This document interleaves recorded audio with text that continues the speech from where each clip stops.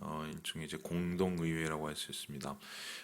사도행전은 이제 몇 번의 공동의회가 나오는데 앞에서 나오는 1장에 나오는 그 마띠아를 그 가룟 유다 대신 뽑는 그거가 있었고, 그 다음에 이제 구제 문제로 헬라파하고 정통파 유대인 그리스도인들이 이제 싸웠을 때 7집사를 세우지 않습니까?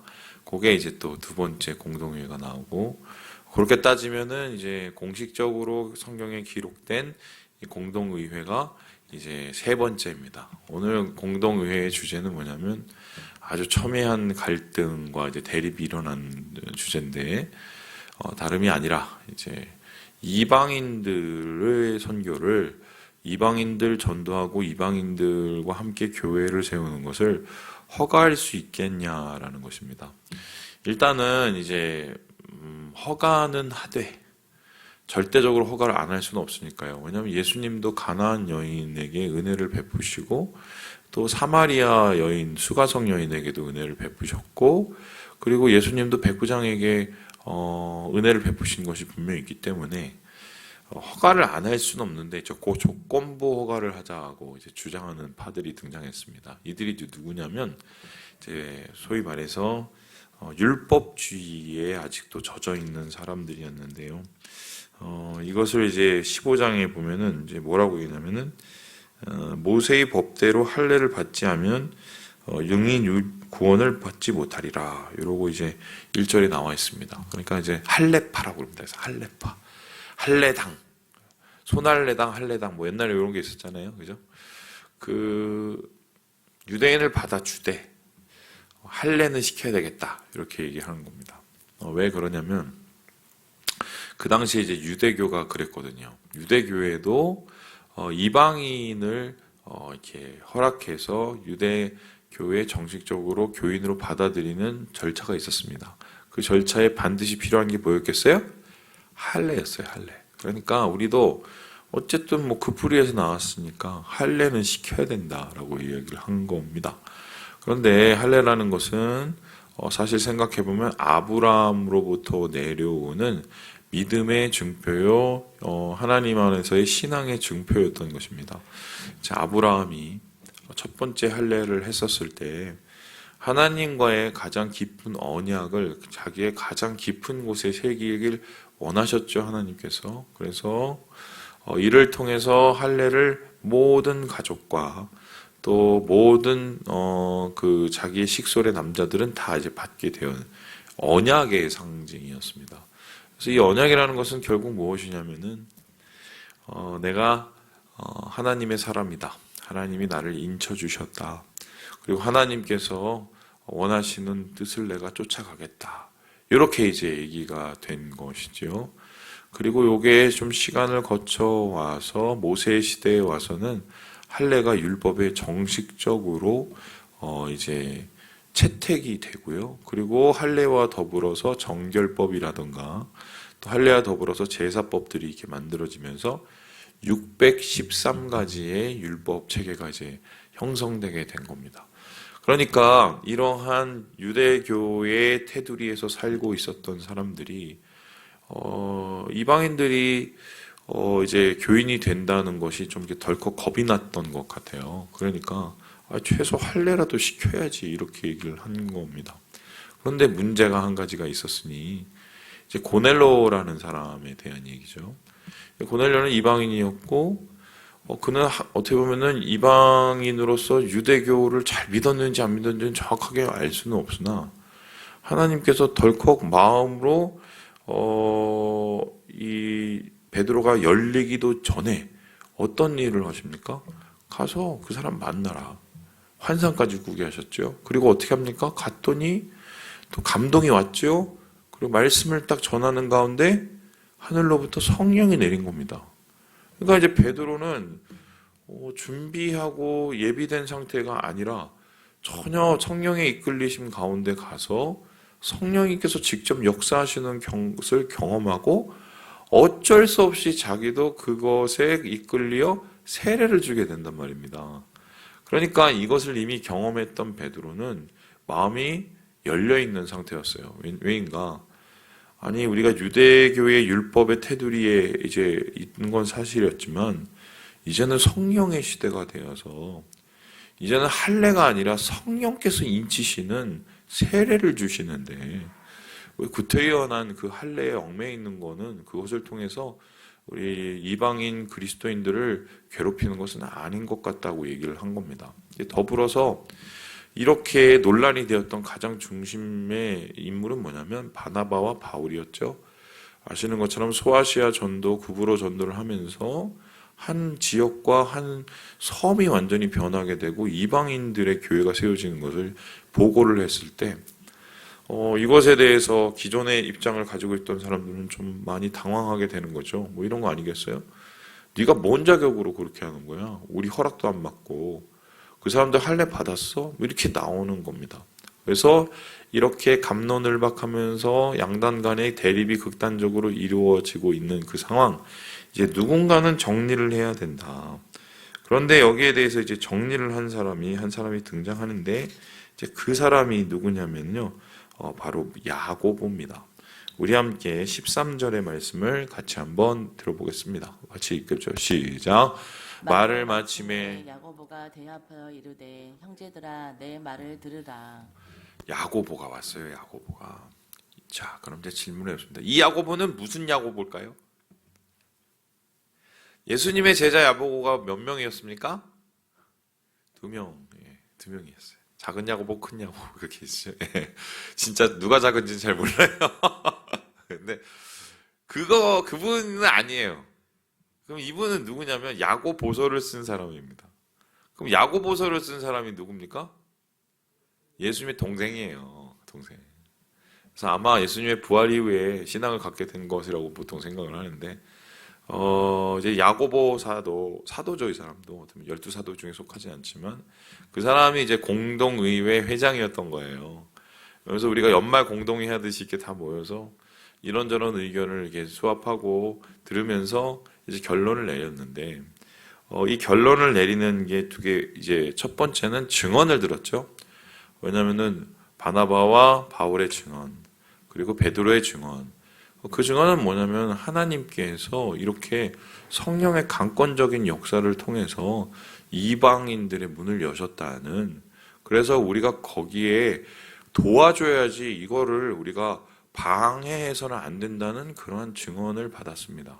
그런데 야고보는 이 증언을 그냥 증언 자체에서 가부를 믿거나 사람들의 지지나 혹은 부동의를 받는 것이 아니라 여기에 대한 좀 뭔가 근거를 찾아냈는데요. 그 근거가 무엇입니까? 우리 함께 17절의 말씀을 같이 한번 읽어보도록 하겠습니다. 시작. 이는 그 남은 사람들과 내 이름으로 일컬음을 받는 모든 이방인들로 주를 찾게 하려 함이라 하셨으니. 이 말씀이 어떤 말씀이냐면 좋은 성경은 16절 위에 기억이라고 써있고 그 밑에 내려가면 기억해갖고 아모스 9장 11절 12절이라고 써있습니다. 아모스 선지자가 했던 선지입니다. 예언입니다. 그 예언은 어떤 예언입니까? 지금은 이 다윗의 장막, 그러니까 이게 예루살렘 성전뿐만이 아니라 다윗의 자손들의 영광이 있었던 그 다윗의 왕국이 지금 무너지지만 하나님께서 때가 되면은 이 다윗의 영광을, 다윗의 나라를 다시 일으켜 주신다는 거예요. 그 후손을 통해서 다윗의 영광을 일으켜 주시고, 그리고 그 영광을 일으켜 주시는 이유가 뭐냐면 단순히 니네만 잘 먹고 잘 살려고 그러는 게 아니라 누구도 함께 주님을 찾게 한다고요? 이방인들도. 그러니까 그 지경을 넓히려 한다는 거예요. 그러니까 이것은 결국 다윗의 후손인 예수님께서 오시는 것을 뜻하고, 예수님께서 새로운 장막을 세우셨죠. 어떤 장막입니까? 바로 성령에 의해서 세워진 예루살렘 공동체와 새 교회, 신약 교회입니다. 그 장막은 어떤 장막이 되어야 되겠습니까? 모두가 하나가 되는, 성령으로 하나가 되는 장막. 한마디로 유대인과 이방인의 그 경계가 무너지고 성령 안에서 한 식구가 되는 하나님의 백성이 되는 그러한 일을 주님께서 이미 아모스 선지자를 통해서 예언하셨다는 거예요. 그러니까 단순히 이 사람 얘기 듣고 저 사람 얘기 듣고 이렇게 결정을 하는 게 아니라 그러한 경험들과 임상들을 다 쌓아놓고 성경적 근거를 찾아서 그것을 어떤 신학적으로 먼저 풀어냅니다. 그리고 이제 신학적으로 풀어낸 다음에 그 성경에 근거한 논리들을 가지고 이제 합의를 하기 시작하죠. 자, 그러면 어떻게 합의를 해야 되느냐? 한쪽만 너무 편을 들어주면은 교회가 잘못하면은 한쪽으로 쏠리게 돼 있어요. 왜냐하면은 지금 율법주의에 젖어 있는 사람들은 좀 문제가 있긴 하지만 그들의 열의라는 게 있어요. 열의 뭡니까? 그래도 하나님 말씀을 잘 지켜보겠다는 열의가 있단 말이다. 그러면은 그들이 가지고 있는 열의는 진심이에요. 어쩌면 그들이 가지고 있는 생각은 조금 포인트가 다를지 모르겠지만 열의 자체는 진심이거든요. 그럼 그건 열의를 사야 되고 또 한편으로는 어떻게 됐습니까? 하나님의 뜻, 이방인 선교를 향한 하나님의 분명한 포커스와 그 비전을 또 살려내야 돼요. 그래서 이 적정선에서의 가능한 한 교집합을 찾아내는데요. 이게 이제 소위 말해서 공동의회 의회장의 진정성과 도의 능력이죠. 그래서 결론을 어떻게 내렸느냐? 아주 뭐라고 표현할까요? 매우 영리하다. 뭐 이렇게 얘기할 수 있는데 우리 함께 20절의 말씀을 같이 한번 읽어보도록 하겠습니다. 20절입니다. 시작. 다만 우상의 더러운 것과 음행과 목매어 죽인 것과 피를 멀리하라고 편지하는 것이 옳으니 네 가지를 거부를 했어요. 우상의 더러운 것. 그러니까 우상의 더러운 것이라는 건 뭐냐면 우상으로부터 나오는 것들이죠. 그리고 음행. 예, 당연히 뭐 알아하시는 간음을 뜻하고 육신적 간음. 그리고 목매어 죽인 것. 예, 그 동물을 죽일 때 이제 목을 매게 하고 피를 멀리하라 이렇게 얘기합니다. 왜 요 네 가지를 택했을까요? 자, 요 네 가지를 택하면 이제 뭐가 문제가 되는지 보여드리겠습니다. 음행은 뭐 좀 떼버리고, 여러분 그 한살림이라고 아십니까? 한살림? 한살림이라는 그 저기 스토어가 있어요. 스토어. 일종의 우리나라 뭐 이렇게 자연주의 뭐 이런 뭐 해갖고 뭐 무농약 뭐 이렇게 하는데 그 한살림이 단체가 어디에서 나온 건지 혹시 아십니까? 예? 그게 이제 불교 쪽이에요. 예, 불교 쪽. 우상 섬기는 데죠. 그렇죠? 자, 그럼 그거 말고 또 다른 거 해봅시다. 맥콜이 어디서 나옵니까? 예, 일화. 그렇죠? 일화가 어디 건지 아시죠? 예. 신앙촌 메리아스. 아시죠? 예. 그거면 이단은 뭐 제쳐놓고 우상 섬기는 사람들이 만드는 우상으로부터 나오는 그것, 우상 그러니까 조계종이나 뭐 이런 게 재단이 돼서 만드는 그거를 우리가 사용해야 됩니까? 안 사용해야 됩니까? 이거에 따르면은 좀 불편해지죠? 그렇죠? 그다음 목매어 죽인 것. 제가 군대에서 개를 죽여봤습니다. 제가 그렇게 끔찍하게 살았어요. 뭐 회식을 하는데 개를 잡으라고 그래서 참 제가 쫄병 때인데 뭐 제가 뭐 주도해서 죽인 건 아닌데 같이 죽였죠. 어떻게 죽이는지 아세요? 이준희 선생님 아시죠? 목을 매갖고 달아서 막 두들겨 패고 그 왜 패는 줄 아십니까? 그래야 살이 부드러워진다고. 제가 또 군대 생각하면 좀 끔찍한 일이 진짜 많은데요. 하여튼 뭐 그런 거 먹으면 안 됩니다.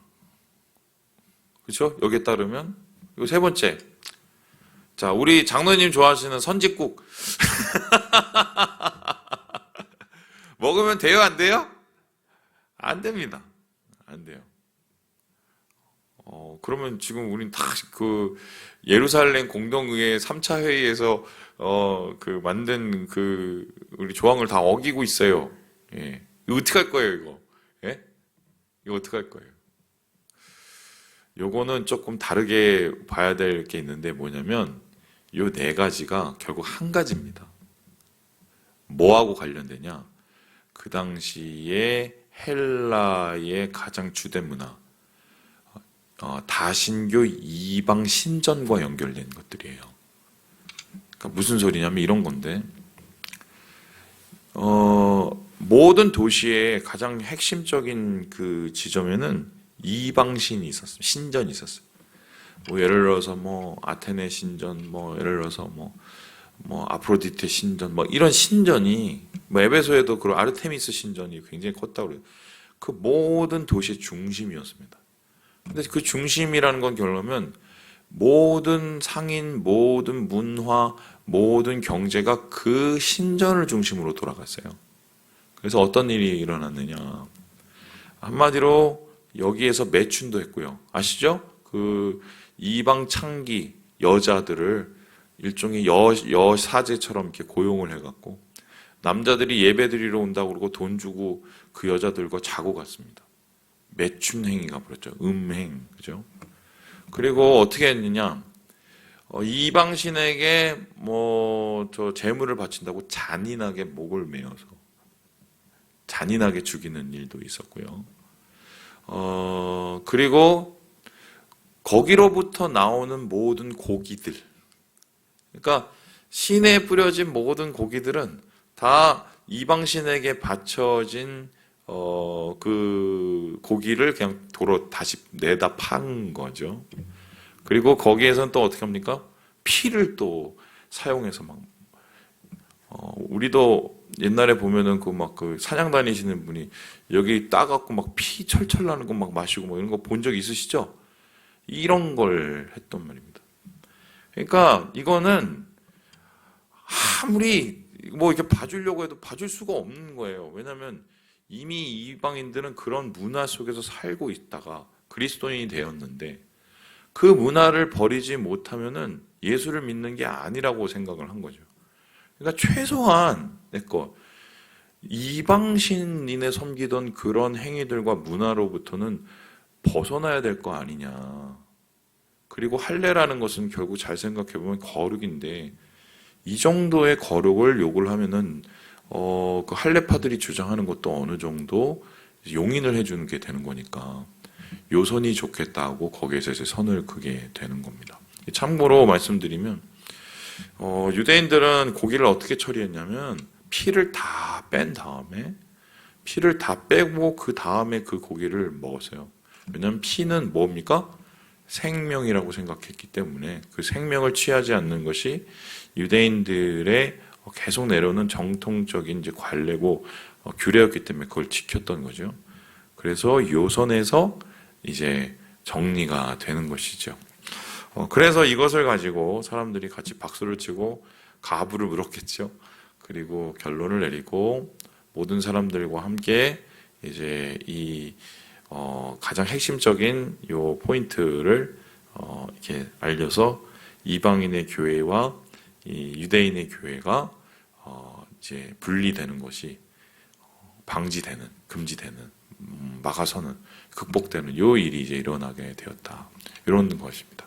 이제 그렇다니까 이제 다시 생각을 해보면 지금 뭐 선짓국 먹고 이런 거는 좀 다른 얘기예요. 그렇죠? 이해되셨죠? 우리가 선짓국을 먹으면서 이방신을 섬기는 건 아니잖아요. 그렇죠? 우리가 뭐 그렇다고. 근데 요거는 여러분 제가 좀 한 가지 좀 추가해서 말씀드리고 싶습니다. 할랄 식품은 웬간하면 드시지 마세요. 뭐 저는 그렇게 하고 있는데요. 물론 막 이렇게 그쪽에 가서 선교하시는 분들은 어쩔 수 없을 때가 있어요. 왜냐하면 할랄 음식이 아닌 게 없어요. 거기 가면 그냥 뭐 굶고 살아야 되는데 그럴 수는 없지 않습니까? 뭐 그거 경우는 원천도인지 모르겠지만 굳이 우리나라에서 다른 제품이 있음에도 불구하고 할랄 제품을 굳이 사용하는 것은 제가 볼 땐 좋은 것 같진 않다라고 생각을 합니다. 할랄이 뭐냐면 무슬림들의 기업에서 나오는 것인데 참고로 무슬림들이 이 고기나 이렇게 그 육축을 할 때 어떻게 도축을 하냐면 이맘, 그러니까 무슬림 목사님들이죠. 목사님들이 그곳에 참여해서 목사님들의 무슬림 그 이맘들이죠. 이맘들의 주관하에 그것이 이루어져요. 지금 요 바울의 때하고 되게 많이 비슷합니다. 그래서 할랄 음식 어떻게 구별하는 지 혹시 아십니까? 그 뒤에 보면 이렇게 동그랗게 해갖고 막 이렇게 코란이 이렇게 적혀 있어요. 막 이상한 글자 섞여 있는데 그런 거는 우리가 안 보고 뭐 먹으면 안 봤고 먹으면 어쩔 수 없지만 굳이 찾아서 먹을 필요는 없다. 예. 그리고 맥콜도 그냥 굳이 찾아서 드시지 마세요. 왜냐면 그거 해주면 문선명 일가한테 돈 갖다 주는데 뭐 우리가 그거 뭐 좋겠어요, 그죠? 굳이. 물론 뭐 그걸 율법처럼 우리가 생각할 건 없지만, 그래서 이렇게 지혜롭게 결정이 나서 위로와 평안이 교회 가운데 이루어졌다. 이게 이제 3차 예루살렘 공동회의. 오늘 말씀 통해서 우리가 배워야 될 것은 무엇입니까? 교회 일치와 교회 연합을 위해서 우리가 노력해야 되는 게 되게 중요하다는 것 깨닫게 되고, 그리고 상대방에 대한 예의는 지켜주는 게 맞아요. 사실 그거를 잘 한 겁니다. 야고보도 마음을 열고 또 지킬 건 지키게 하고. 그래서 하나님 안에서 은혜로운 공동체를 세워나가는 우리 사랑하는 3일 가족 되시기를 주님의 이름으로 축원합니다.